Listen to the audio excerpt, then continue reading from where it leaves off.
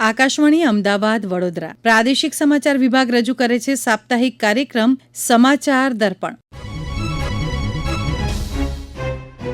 સૌપ્રથમ નજર કરીએ આજના અંકમાં સામેલ આ અઠવાડિયાની મહત્વપૂર્ણ ઘટનાઓ પર. સ્વતંત્રતા દિવસે લાલ કિલ્લા પરથી પ્રધાનમંત્રી નરેન્દ્ર મોદીએ કરેલા રાષ્ટ્રજોગ સંબોધનને રાજ્યના ખેડૂત અને વેપારીઓનો વ્યાપક આવકાર. નંદ ઘેર આનંદ ભયોના નાદ સાથે રાજ્યભરમાં જન્માષ્ટમી પર્વની હર્ષોલ્લાસપૂર્વક ઉજવણી. દ્વારકા, ડાકોર અને શામળાજી ભક્તિના રંગે રંગાયા.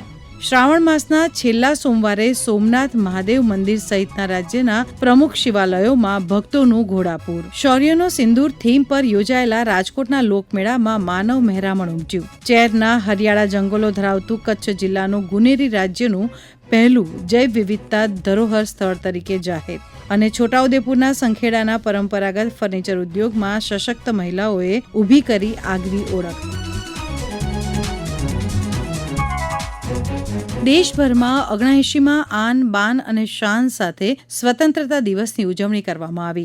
લાલ કિલ્લાની પ્રાચીર પરથી રાષ્ટ્રને સંબોધતા પ્રધાનમંત્રી નરેન્દ્ર મોદીએ દેશવાસીઓને 2047 સુધીમાં સશક્ત, આત્મનિર્ભર અને વિકસિત રાષ્ટ્ર બનાવવા માટે રોડમેપ બતાવ્યો હતો. ખેડૂતોને દેશનું કરોડરજ્જુ ગણાવતા પ્રધાનમંત્રીએ તેમના સંબોધનમાં ખેડૂતો માટે નવી પીએમ ધન ધાન્ય કૃષિ યોજનાની પણ જાહેરાત કરી. हम खेती के मामले में देश के वो जिले जहां के किसान औरों से पीछे रह गए, किसी न किसी कारण से 100 जिले ऐसे हैं जहां अपेक्षाकृत कम खेती है और इसलिए हमने 100 जिले आइडेंटिफाई किए हैं पूरे देश में से और वहां के किसानों को एम्पावर करना, किसानों को शक्ति देना, किसानों को मदद करने का एक अभियान चलाया है और इसके लिए पीएम धन धान्य कृषि योजना का आरंभ किया है. पीएम धन धान्य कृषि योजना वो देश के 100 जिले जहां थोड़ी सी भी मदद कर देंगे तो वहां का किसान भी भारत के अन्य किसानों की बराबरी कर देगा. मेरे प्यारे देशवासियों, भारत के किसान, भारत के पशुपालक, भारत के मछुआरे, ये हमारी सबसे बड़ी प्राथमिकता है. भारत के किसान, भारत के मछुआरे, भारत के पशुपालक, उनसे जुड़ी किसी भी अहितकारी नीति के आगे मोदी दीवार बन के खड़ा है. भारत अपने किसानों, अपने पशुपालकों, अपने मछुआरों के संबंध में कभी भी कोई समझौता नहीं स्वीकार करेगा. पिछले 8 साल से हमने जीएसटी का बहुत बड़ा रिफॉर्म किया, पूरे देश में टैक्स के बर्डन को कम किया. समय की मांग है कि हम एक बार उसको रिव्यू करें. हमने एक हाई पावर कमेटी को बिठा करके रिव्यू शुरू किया, राज्यों से भी विचार विमर्श किया. हम नेक्स्ट जनरेशन जीएसटी रिफॉर्म्स लेकर के आ रहे हैं. ये दिवाली के अंदर आपके लिए तोहफा बन जाएंगे. सामान्य मानवीय की जरूरतों के टैक्स भारी मात्रा में कम कर दिए जाएंगे. ખેડૂતોના હિતમાં સરકારે લીધેલા વિવિધ પગલાઓને આવકારતા કૃષિ નિષ્ણાત અને આઈસીએઆર ભુજના પ્રમુખ ડોક્ટર મનીષ કામંતે આ મુજબ જણાવ્યું. जैसे कि माननीय मोदी जी ने बताया कि हमारा देश एग्रीकल्चर एक्सपोर्ट के अंदर अभी हम लोग 4 लाख करोड़ से ऊपर हो गए. अभी हमारे यहाँ पे उन्नत किस्म के हम खाद्यान्न को बाहर हम लोग दे रहे हैं. हमारी जो खेती है वो पारंपरिक खेती से हम लोग व्यावसायिक खेती की तरफ हम अग्रसर हो रहे हैं. हम अपने किसानों की जो आय को डबल तो करें ही करें, साथ में हम विकसित राष्ट्र बनने की दिशा में खेती का योगदान उसको हम उजागर कर सकें. मई से जून के बीच में 15 दिवसीय एक वीके विकसित कृषि संकल्प यात्रा निकाली थी और ये यात्रा एक सबसे बड़ा उदाहरण है इस देश के अंदर कि जिसमें सीधे कृषि वैज्ञानिकों ने किसानों के साथ संवाद किया. करीबन 16,000 कृषि वैज्ञानिकों ने 731 केवीकेस के माध्यम से, 113 आईसीआर इंस्टीट्यूट्स के माध्यम से और करीबन 2,170 टीम्स के माध्यम से हमारे देश के 1.12 मतलब 1 करोड़ किसानों को आत्मसात किया, उनके साथ में संवाद कायम किया, जिसको मैं बहुत बड़ी एक सफलता मानता हूँ.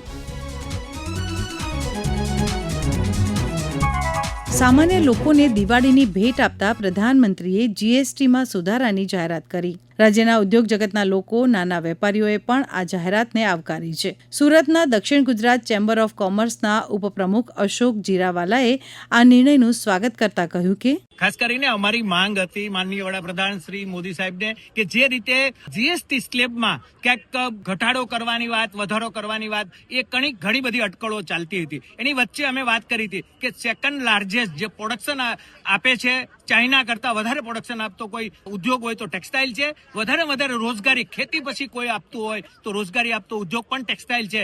એમને કોઈ પણ જાતના ફેરફાર કર્યા વગર 5%, 12% ને 18%, અગર 5%ના કોઈ પણ જાતનો સ્લેબને ચેન્જ નથી કરવાનો અને 12% ઉપર કદાચ 15% કરે, એક સ્લેબ કરે તો અમને કોઈ વાંધો નથી, પણ આમ નાગરિકને કોઈ પણ જાતની મુશ્કેલી ન પડે અને એમની ખરીદી શક્તિ વધે એટલા માટે આજે એક મોટી જાહેરાત વડાપ્રધાન શ્રી નરેન્દ્ર મોદી સાહેબે કરી છે. અને આજે મજબૂત હાથોની અંદર આજે આ દેશ છે, ત્યારે દેશની જનતા આત્મનિર્ભર બને અને 140 કરોડ જનતાને ક્યાંય પણ કોઈ અસર ના થાય ટેરિફની, એની માટેની સીધી હાકલ નરેન્દ્ર મોદી સાહેબે લાલ કિલ્લા ઉપરથી કરી છે. ભગવાન શ્રી કૃષ્ણના જન્મોત્સવ જન્માષ્ટમીની દેશભરમાં ધામધૂમપૂર્વક ઉજવણી કરવામાં આવી. રાજ્યમાં આવેલા દ્વારકાધીશ, ડાકોર અને શામળાજી મંદિરોમાં જન્માષ્ટમી પર્વની ઉજવણી નિમિત્તે ભક્તોનું ઘોડાપૂર ઉમટ્યું હતું. શ્રી કૃષ્ણની કર્મભૂમિ એવી પવિત્ર દ્વારકા નગરીમાં આસ્થા અને ઉમંગ સાથે ભગવાન શ્રી કૃષ્ણના જન્મના વધામણા કર્યા હતા. સાંભળીએ એક અહેવાલ. દ્વારકા નગરીમાં જન્માષ્ટમીની ભવ્ય ઉજવણીમાં ભાગ લેવા દેશ અને દુનિયાભરના ભક્તો ઉમટી પડ્યા હતા. સવારની મંગળા આરતીથી આ ભવ્ય ઉજવણીનો પ્રારંભ થયો હતો. ત્યારબાદ વિવિધ ભોગ, દર્શન, પૂજા અર્ચના, સત્સંગ અને રાસ ગરબાના આયોજનથી મંદિર પરિસરમાં વાતાવરણ ભક્તિમય બન્યું હતું. મંદિરને ફૂલો, રંગબેરંગી રોશની અને પરંપરાગત સજાવટથી શણગારવામાં આવ્યું હતું, જ્યારે ભગવાન કૃષ્ણની મૂર્તિને નવા શૃંગાર, સુંદર વાઘા અને દિવ્ય આભૂષણોથી શણગારવામાં આવી હતી. મધ્યરાત્રિની ખાસ આરતી બાદ નંદ ઘેર આનંદ ભયો, જય કનૈયા લાલકીના મંત્રોથી મંદિર ગુંજી ઉઠ્યું હતું. ભક્તિ, આસ્થા અને અનેરા ઉત્સાહ સાથે ભક્તોએ ભગવાન શ્રી કૃષ્ણના જન્મનું ઉત્સાહભેર સ્વાગત કર્યું હતું. સમગ્ર ઉજવણી દરમિયાન શ્રદ્ધાળુઓની સગવડ માટે મંદિર વહીવટી તંત્ર દ્વારા વ્યાપક વ્યવસ્થા પણ કરવામાં આવી હતી. દ્વારકાથી કરણ જોશીના રિપોર્ટ સાથે સમાચાર વિભાગથી હું અંકિતા મકવાણા. તો બીજી તરફ ડાકોરમાં થયેલી જન્માષ્ટમીની ભવ્ય ઉજવણી અંગે સાંભળીએ અમારા પ્રતિનિધિ જનક જાગીરદારનો અહેવાલ. ડાકોરમાં મંદિરે વહેલી સવારથી જ વૈષ્ણવ ભક્તોનું ઘોડાપૂર ઉમટ્યું હતું. સવારે મંગળા આરતી, ત્યારબાદ શણગાર આરતી, ત્યારબાદ રાજભોગ આરતી અને ઉત્થાપન આરતીમાં મોટી સંખ્યામાં વૈષ્ણવ ભક્તો રાજા રણછોડના દર્શને ઉમટ્યા હતા. રાજા રણછોડની મૂર્તિને ભવ્યાતિ ભવ્ય સોનાના શણગાર, કલાત્મક વસ્ત્રો, રંગબેરંગી ફૂલોના હાર ચડાવવામાં આવ્યા હતા. અરવલ્લી જિલ્લામાં આવેલા શામળાજી મંદિરમાં ઉજવાયેલા જન્માષ્ટમી પર્વનો અહેવાલ આપે છે અમારા પ્રતિનિધિ અંકિત ચૌહાણ. જન્માષ્ટમીના દિવસે અરવલ્લી જિલ્લાના યાત્રાધામ શામળાજી મંદિર ખાતે વહેલી સવારથી મોડી રાત્રિ સુધી ભક્તોનો જમાવડો જોવા મળ્યો હતો. શામળાજી નગરના અલગ અલગ વિસ્તારોમાં એક શોભાયાત્રાનું આયોજન કરવામાં આવ્યું હતું. 108 જેટલી નગરના અલગ અલગ વિસ્તારોમાં મટકી ફોડના કાર્યક્રમો યોજવામાં આવ્યા હતા. રાત્રિના અરસામાં ભજન સંધ્યા અને ડાયરાનું કાર્યક્રમ યોજવામાં આવ્યો હતો. રાત્રિના બરોબર 12 કલાકે કાન્હાના વધામણા કરવામાં આવ્યા હતા અને કૃષ્ણ જન્મોત્સવની ઉજવણી કરવામાં આવી હતી. પવિત્ર શ્રાવણ માસની પૂર્ણાહુતિને ગણતરીના દિવસો બાકી રહ્યા છે, ત્યારે શ્રાવણ મહિનાના છેલ્લા સોમવારે ભોલેનાથના ચરણમાં શીશ ઝુકાવવા રાજ્યના તમામ શિવાલયોમાં મોટી સંખ્યામાં ભક્તો ઉમટી પડ્યા હતા. પ્રથમ જ્યોતિર્લિંગ સોમનાથમાં તો માનવ મહેરામણ ઉમટી પડ્યું હતું. શ્રાવણ મહિનાના છેલ્લા સોમવારે મુખ્યમંત્રી ભૂપેન્દ્ર પટેલ પણ પ્રથમ જ્યોતિર્લિંગ સોમનાથના દર્શનાર્થે પહોંચ્યા હતા. સાંભળી અમારા પ્રતિનિધિ રાજેશ ભજગોતરનો અહેવાલ. શ્રાવણ માસનો અંતિમ સોમવાર હોય ત્યારે સોમનાથ મહાદેવના મંદિરના દ્વાર વહેલી સવારે 4 વાગ્યામાં ખોલી નાખવામાં આવેલા હતા. સવારે પ્રાર્થના આરતી દરમિયાન સ્વયં વરુણદેવ દ્વારા સોમનાથ મહાદેવનો જલાભિષેક થયો હતો, તેમજ મહાદેવને પુષ્પચંદન તથા ભસ્મથી વિશિષ્ટ શૃંગાર અર્પણ થયો, જેના દર્શનથી ભક્તજનો ધન્ય બન્યા. તેમજ શ્રાવણ માસના અંતિમ સોમવારે ગુજરાતના મુખ્યમંત્રી ભૂપેન્દ્રભાઈ પટેલ પણ સોમનાથ મહાદેવના દર્શને પધાર્યા હતા. તેઓએ સોમનાથ મહાદેવના દર્શન કરી સોમેશ્વર મહાપૂજા કરી હતી. તેમજ મુખ્યમંત્રી શ્રી દ્વારા શ્રી સોમનાથ ટ્રસ્ટ દ્વારા ગીર સોમનાથ જિલ્લાના નાના ભૂલકાઓ માટે પોષણ પ્રસાદ વિતરણ અભિયાનનો આરંભ કરવામાં આવ્યો હતો. મુખ્યમંત્રી ભૂપેન્દ્ર પટેલે પોતાના હાથે આંગણવાડીના નાના બાળકોને લાડુ ખવડાવીને આ સેવાનો પ્રારંભ કર્યો હતો.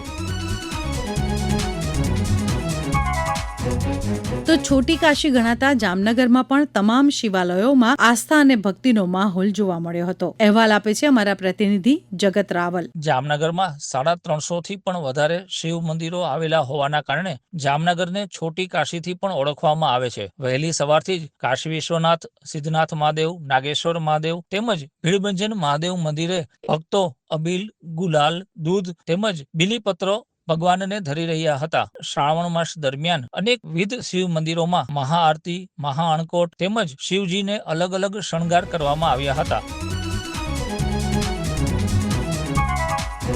શ્રાવણ મહિનો આવે ત્યારે રાજ્યભરમાં વિવિધ જિલ્લાઓમાં લોકમેળા યોજાય છે. સૌરાષ્ટ્રમાં તો સાતમ આઠમના મેળા આગવું મહત્વ ધરાવે છે. સૌરાષ્ટ્રનો સૌથી મોટો મેળો ગણાતા રાજકોટના લોકમેળામાં આ વર્ષે ઓપરેશન સિંદૂરમાં સેનાએ બતાવેલી બહાદુરીને બિરદાવવામાં આવી. શૌર્યનો સિંદૂર આ થીમ પર યોજાયેલા આ લોકમેળામાં માનવ મહેરામણ ઉમટી પડ્યું હતું. અહેવાલ આપે છે અમારા પ્રતિનિધિ. આ વર્ષે આ મેળાનું નામ શૌર્યનું સિંદૂર રાખવામાં આવ્યું હતું. 20 લાખની વસ્તી ધરાવતા રાજકોટ શહેરમાં યોજાયેલા આ લોકમેળામાં 5 દિવસ એટલે કે 14 થી 18 ઓગસ્ટ દરમિયાનમાં આશરે 14 લાખ લોકો હાલ્યા હતા. આ વર્ષે આર્ટિફિશિયલ ઇન્ટેલિજન્સની મદદથી ભીડનું નિયંત્રણ કરવામાં આવ્યું હતું. મેળામાં ભૂલા પડી ગયેલા 100 જેટલા વૃદ્ધો અને બાળકોને પોલીસે શોધી અને તેમના પરિવારજનોને સોંપ્યા હતા. લોકમેળાના આયોજન પાછળ આશરે 2 કરોડનો ખર્ચ થયો હતો, જેની સામે 2.25 કરોડ એટલે કે 2 કરોડ 25 લાખ રૂપિયા જેટલી આવક વહીવટી તંત્રને થઈ હતી. માત્ર રાજકોટ જ નહીં, સૌરાષ્ટ્ર તેમજ ગુજરાતભરમાંથી લોકો આ મેળાની મોજ માણવા ઉપસ્થિત થયા હતા. રાજકોટનો આ લોકમેળો માત્ર મનોરંજનનું માધ્યમ નહીં બની રહેતા વિવિધ ઉદ્યોગ ગૃહોને માટે મંચ પર પૂરું પાડે છે, જેમાં આ વખતે વિવિધ ગૃહ ઉદ્યોગની ચીજવસ્તુઓના વેચાણ માટે સ્ટોલ ફાળવવામાં આવ્યા હતા. અહીંયા ચકેડી, ફજત ફાડકા, ખાણીપીણીના સ્ટોલ તેમજ વિવિધ ચીજવસ્તુઓના વેચાણ માટે વેપારીઓ ઉમટ્યા હતા.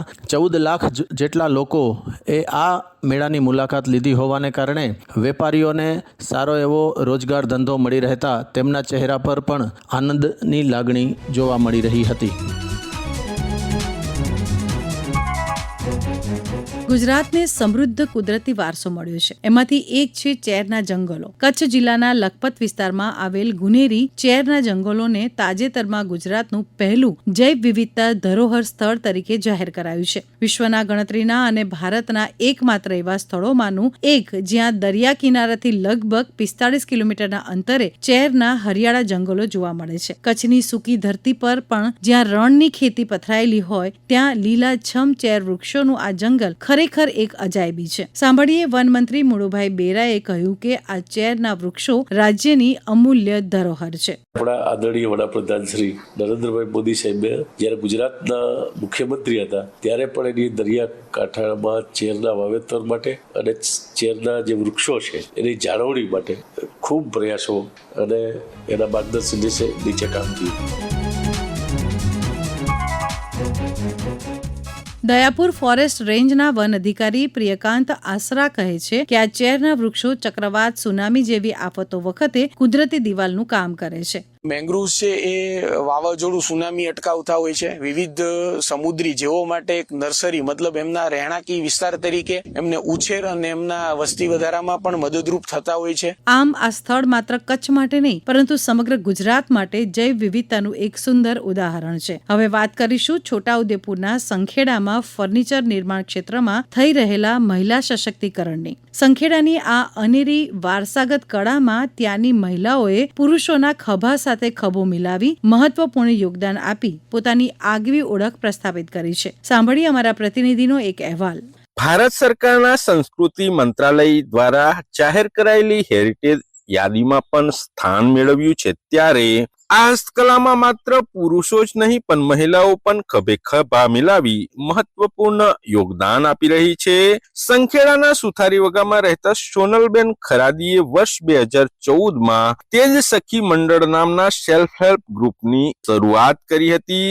10 બહેનોને જોડી દર મહિને બેંકમાં બચત શરૂ કરી નાના હસ્તકલાના ઉત્પાદનો બનાવવાના કામમાં જોતરાયા હતા. હવે આ સખી મંડળની બહેનો ગુજરાતભરમાં યોજાતા મેળા પોતાના સ્ટોલ લગાવી સાચા અર્થમાં સ્વાવલંબનની સિદ્ધિ હાંસલ કરી છે. આ સાથે જ સમાચાર દર્પણ કાર્યક્રમનો આજનો અંક પૂર્ણ થયો. ફરી મળીએ આવતા મંગળવારે એક નવા અંક સાથે. સમાચાર દર્પણ આકાશવાણી અમદાવાદના પ્રાદેશિક સમાચાર વિભાગ દ્વારા દર મંગળવારે રાત્રે 9:15 રજૂ કરવામાં આવે છે. સંકલન અને રજૂઆત હિના મોદી, લેખન અને સંપાદન અપર્ણા ખૂંટ.